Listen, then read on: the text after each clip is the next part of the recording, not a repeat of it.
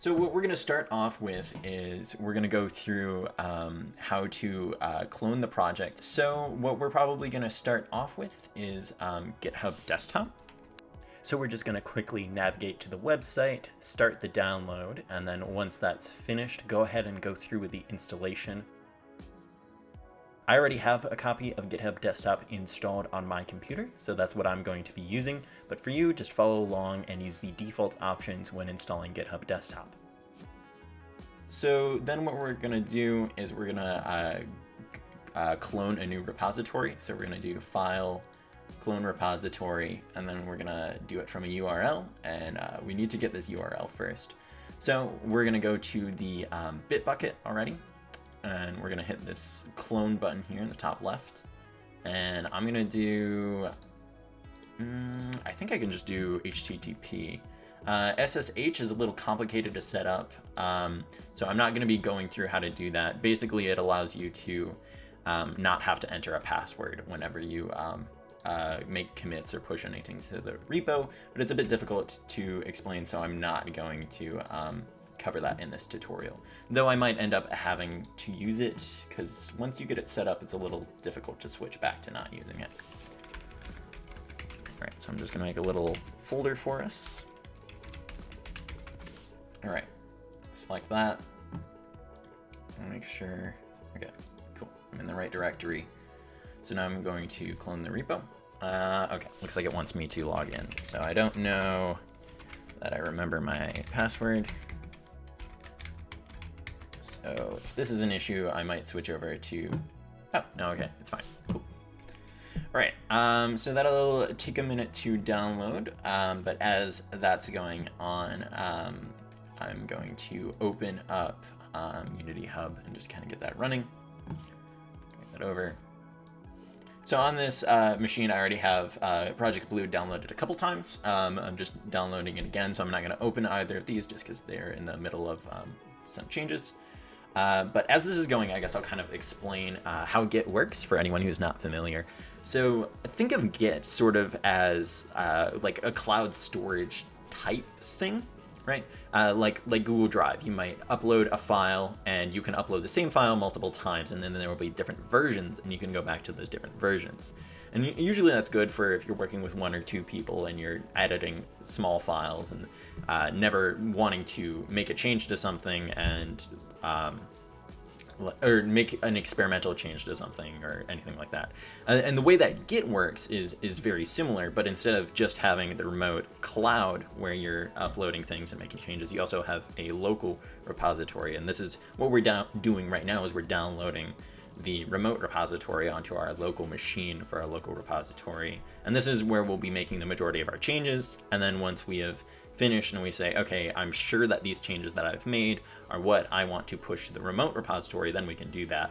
And what that allows us to do is experiment with things and not have to worry about messing up the project for other people. And another way to further allow for this is by a branching system. And what Git has is different branches. Say that I want to work on a specific feature and I want to try something out. I can upload my files to this new branch and kind of assume that no one else is going to be working on this branch. So I can make whatever changes and I don't have to worry about someone else trying to make changes to the same file and there being issues there. So then after a while of me working on my own branch, I'll merge my new files back into the main branch where everyone else can download them and see them. Well, I suppose anyone could check out your branch at any time, but we're just assuming as artists, what we'll mainly be using branches for is just uploading our files and then requesting that someone merge them. And it should be a pretty seamless workflow, and for the most part, we shouldn't run into too many issues with it. All right, so if we look now, the project has finished cloning, and now it asks us if we want to initialize git LFS. And we're just gonna say to initialize that. And basically what this means is that it's sort of a way of optimizing how much Git is storing. It's basically saying, okay, I don't have to worry about very large files as much as anything else. Like, it's not always comparing for changes to like a Photoshop file or something, because it's like, well, we're assuming that most people, like, this is just kind of a static thing in the project, and that's sort of how that works. All right, so what we're gonna do now, now that I've kind of explained what branches are and talked a little bit about that, we are going to be creating our own branch. So if we look right now, we are currently on the development branch, and what we're gonna be doing is we're gonna create a new branch. And what I'm gonna call this branch, I'm gonna call this art. So we have a specific naming scheme for our different branches. We start off with the, in our case, art. I think there's also feature and maybe bug fix or something, but we're always going to be art and then the name of our pod. So I'm going to be doing the player pod and then the name of what we're actually working on. So this is IO sword swap tutorial example. Okay, cool. So I've named that. Now I'm just going to click create branch. And this kind of just, this is exactly the same as development at the moment. I haven't made any changes. So it says over here, I've made no changes. I can't commit anything because there's nothing that I've done. So what I'll do now is I'll navigate back over to Unity, and I have the hub open. And what I'm going to do is I'm going to add the Unity project. So I'm going to click this little add button here, and I'm going to navigate to where my project is. So I save this in Documents, Project Blue Tutorial, and then inside of Project Blue, and this upper folder where we have our assets, packages, project settings, yada yada, that is where we want to pick. So cool, I added the project, seems that worked fine. So now I'm going to click on it to open it.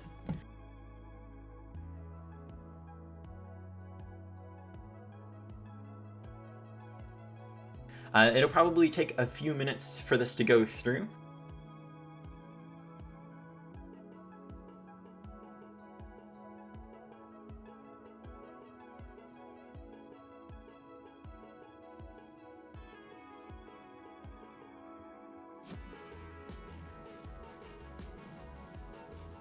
All right, very quick thing.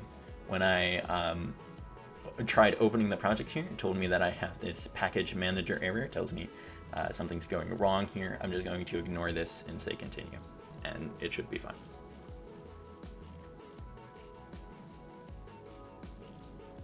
Oh, another thing that I want to mention is that it is extremely important to make sure that you are on the correct branch before you start working. Otherwise, you can run into some issues with transferring that work over to another branch.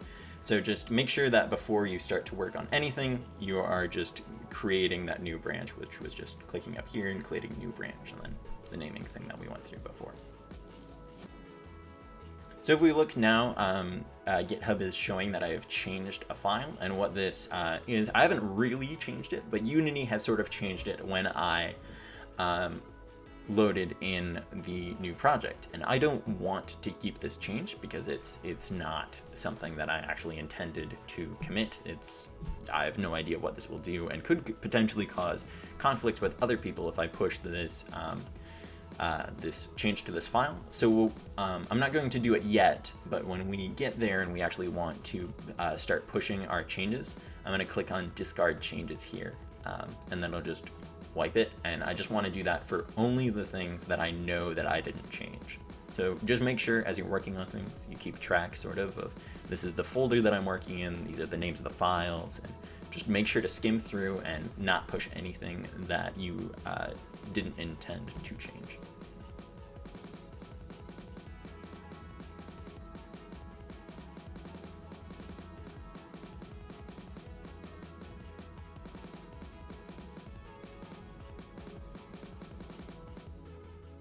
Cool, looks like the project is actually loaded now. So now I'm going to walk through importing an example asset. So what we're going to be doing here, we're going to swap out the sword that IO is using for an image that I sourced from Google. So we're going to navigate here over to the project directory. So this little project tab, and then I have all of these different folders. What we're going to worry about, I'm going to go to art first, and I'm going to go to player, and then I'm going to go to sprites, and this is where other swords are located. And then what I'm going to do is I'm going to right click, I'm going to click import new asset. And this is usually not super important for most art things, like if you're just importing a PNG. But as we are specifically, at least for Project Blue, using PSBs, we need to do the right-click import new asset, as that is the only way that the PSB importer package will work correctly. So I just go to my desktop and I notice I've already downloaded the sword example that I want. So I'm just going to go there, and I now have this sword imported. If I were to drag this into the scene now, we notice that the sword is gigantic in comparison to our player, and that's not something that we want. And this will happen with most PSBs that you import as well. So what we're going to do is we're going to go back to the project folder here, and we're going to select our sprite. Then we're going to go over to the top right over here where it says pixels per unit. I'm just going to change this to 1000. And then press apply. And what this does is it just scales. It knows now that, okay, every 1000 pixels of this image will be one of these squares here. So we know, okay, this is 2 squares wide. So cool.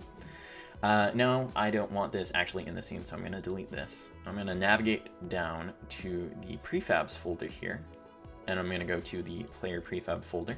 I'm going to click on IO view. Now this, you'll see there's 2 different prefabs here that are important. There's the player prefab, and then there's the IO view prefab. If we open up the player prefab, we have, I know this is getting a little complicated and not something that artists need to worry about so much. This is sort of an example. For the most part, you won't be doing this. For enemies, though, you will be creating these view prefabs, or at least that is the goal. You don't have to worry about nesting it inside of anything, but all that we have inside of this specific prefab is we just have the sprite, and by making this a prefab, what it lets us do is I can worry about making changes to this file and only this file whenever I want to update any of the art assets.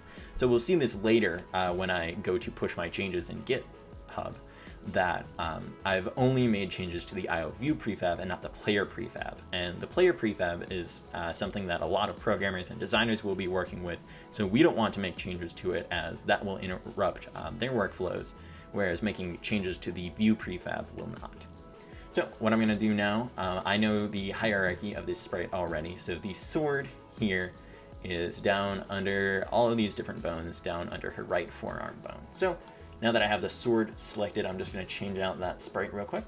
I'm going to go over to the sprite renderer component here, and I'm going to click on the little dot here, and this lets me select a new sprite, and I'm just going to look for sword. I see IO sword, okay, cool. So this is a little bit smaller than we want, and if we look at the top right over here, we notice that the scale for the sword has been sent to 0.5. No, we don't want that, so we're going to reset the scale here to 1 by just clicking 1, 1, 1 for the X, Y, and Z axes. So now our sprite is almost right, but if I were to try and rotate this to be in IO's hand, we notice that it's curved the wrong way. And what's happened here is that this sword sprite is meant to be facing to the left, but IO is facing to the right. So we will just flip the x-axis, and this will just flip the image across. So we set our scale to -1 here, and now we notice that IO's sword seems to be in her hand. So if I just go back to my scene now, we notice that this change has taken place, and it is now actually been changed on the player. And if I were to press play even, this would take a second to load. But already, very quickly, we have swapped out the sprite, and this would allow us, if this was a game where we were doing several different sword sprites, to easily switch between them. Alright, so now that I've done my example little sword, what we're going to do now is we're going to actually push this change to the repo. So I'm opening up GitHub again, and if we look here, there's tons of changes that I didn't make. I didn't make a change to Y's here. I didn't make a change to these settings. In fact, the only things that I made changes to is the view prefab. I added these 2 files, as this is the PNG itself, and then this is a meta file, which is what Unity uses for importing files and knowing where they're stored, and things like when we set our pixels per unit earlier is also stored in this file. So I know that these two files and the IO view prefab, those are about all that I changed. So what I'm going to do is I'm going to go through, I'm going to select everything that isn't those files that I specifically made changes to. I'm going to right click, I'm going to say discard all 14 of those changes. And I'm going to make sure at this point that I do not open Unity again, because if I open Unity again or switch back over to the tab, what'll happen is it will try to re-import all of those assets, and it'll mess up the meta files again, and I'll have to discard them again. So just make sure that when you're pushing things, you're not doing anything over in Unity. So what I'm going to do now is I'm going to give a quick little summary of what this change is. So I'm going to say I gave IO a katana. So this is not something you would normally be doing. And I'm going to comment here, tutorial example, do not pull. Now this isn't something you normally have to worry about, but I just want to make sure that no one else is checking this branch out. I'll be deleting it afterwards. And anyways, now I'm going to click commit. And now that we've committed, we see the GitHub now says that we have made no changes. That's because they've already been stored and it knows it's already kept track of them. So we don't have to. So if we were to, for example, make new changes, we can make another commit. And we could like get rid of those new changes while keeping the previous changes that we did commit. What I'm going to do now, though, is if we notice we have this option to publish this branch. What this means is that the branch isn't already on the remote repository. We only have it locally on our own machine. So what I'm going to do is I'm just going to click the publish button so that other people could access it. I'm going to say, OK, cool. If we look, everything is fine. So it should now be pushed remotely. So I'm going to go back to Chrome and I'm going to go back to Bitbucket. We're going to see if I click over on commits over here or branches. Oh, wow. Someone pushed exactly at the same time I did. Okay.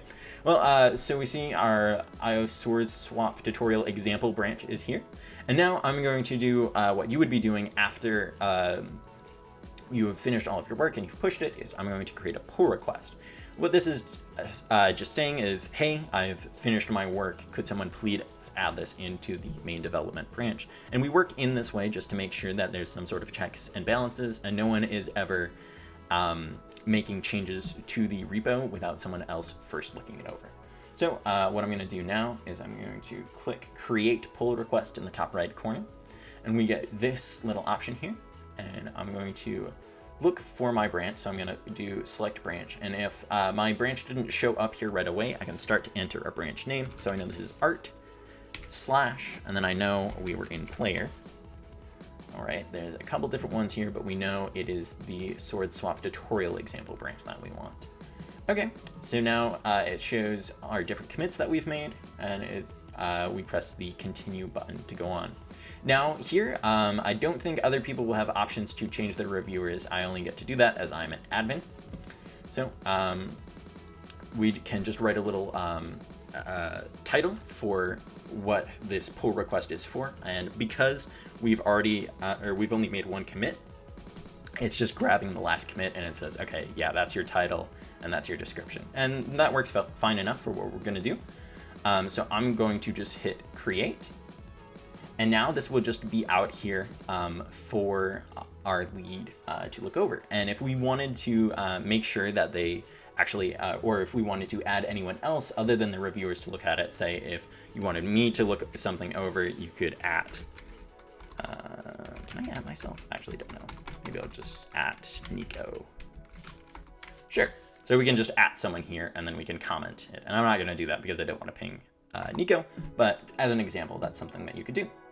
Yeah, so that is the basic workflow of how to get stuff in if you're using Git. Now I'm going to delete this pull request because I don't want anyone actually doing this. And I'm probably going to delete the branch as well, as I don't want anyone checking that out. And now say we have extreme difficulty or we have terrible merge conflicts and something goes very wrong and we can't figure out how to push our changes to the repo or we just hate Git and we absolutely need someone else to do this. Well, what we can do then is we can export a Unity package.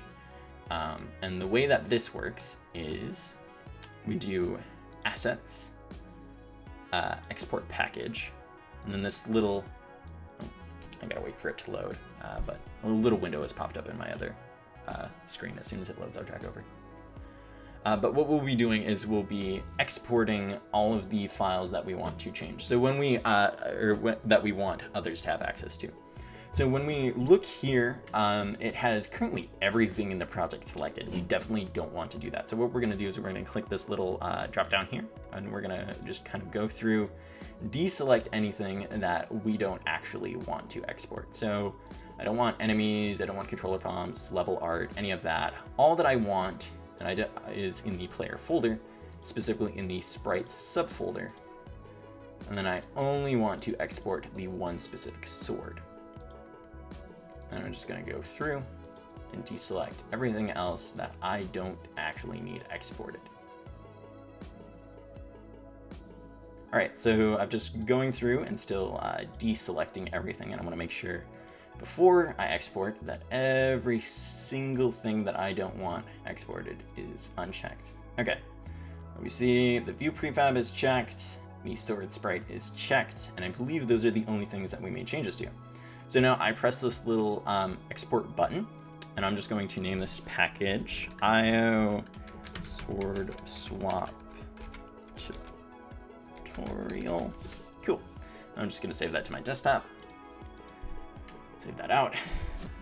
And now, see, I have this little sword swap sprite. So I can't import this back into this project at the moment because that file is already in there, so it doesn't really make sense. So what I'm going to do is I'm going to switch my branch back to development. Now, this is not something you would normally have to worry about. This is just totally an example. You wouldn't be the ones taking care of actually pulling these files in, but just so you understand what the workflow actually is. Okay, so now I'm on development, and what this means is those changes that I made to the sword and IO view sprite have not actually been imported into the project. So we can import the package because those files aren't already there. Normally, if you try and import something that's already in the project, it says, hey, you haven't made any changes here, I'm not going to re-import this. All right, so I'm going to now do assets import package, and I'm going to click custom package and just go to the desktop. And there we get this file, or this window, which is very similar to our previous window. And if we go through, we see all that is being imported is the the new sword sprite, and also the view prefab. Oh, and it looks like that does work. All right, so now if I click import, we see our changes are in the development branch now. Now, I'm not going to push this to development, and this is not normally the way that you would work. This was just an example of what I would be doing on my end so you understand the procedure. So I believe that gets us to the end of what I had scheduled for the session, but if anyone has any questions at all regarding importing anything or doing any animator work or animation or rigging any sprites, really anything art Unity related, I will be available for the next half an hour.